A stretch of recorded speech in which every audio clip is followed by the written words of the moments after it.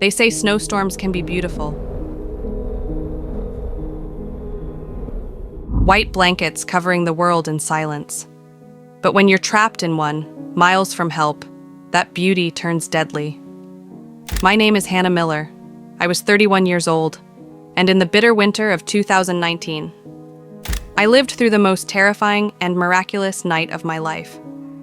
Because in the middle of a raging snowstorm, stranded alone in my car on a deserted road in Vermont, USA, I gave birth to my son.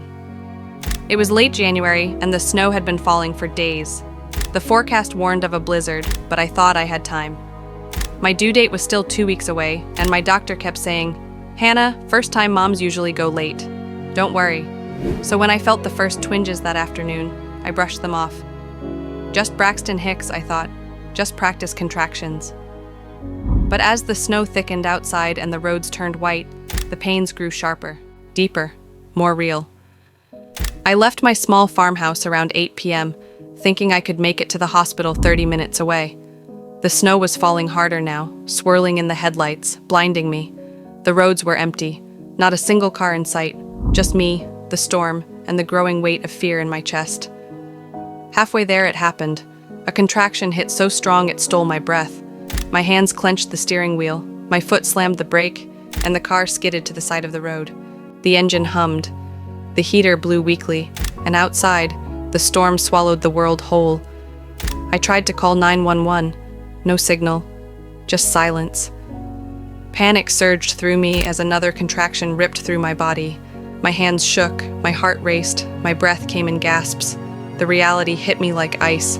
I wasn't going to make it to the hospital. I was going to have this baby, here, alone. Minutes turned into hours. The storm howled around me, rocking the car, snow piling against the windows. The world outside was frozen, but inside I burned with pain and fear. I gripped the steering wheel, then the headrest, then my own knees, anything to ground myself as my body demanded I push.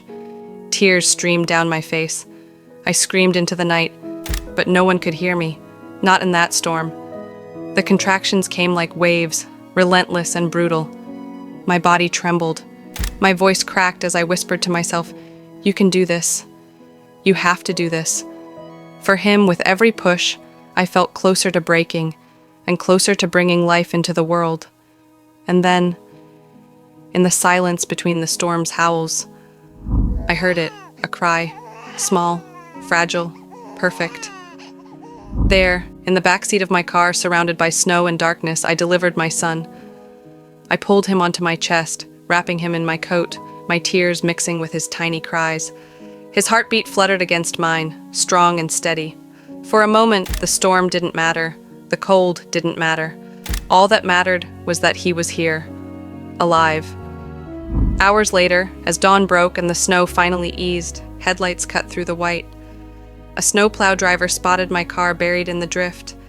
He pulled over, his eyes wide with shock as he found me cradling my newborn in the back seat. "Dear God," he whispered, "you did this alone?" He rushed us to safety, and at the hospital, doctors declared it nothing short of a miracle. My son was healthy, I was exhausted, bruised, but alive. Looking back now, people always ask, "Weren't you terrified?" And the truth is, yes, I was more terrified than I've ever been. But I also learned something in that storm. That strength isn't about not being afraid. It's about facing the fear and pushing through anyway. So yes, in 2019, in Vermont, I gave birth alone in my car during a snowstorm. It wasn't the way I planned. It wasn't the way I dreamed, but it was real, it was raw, and it was mine.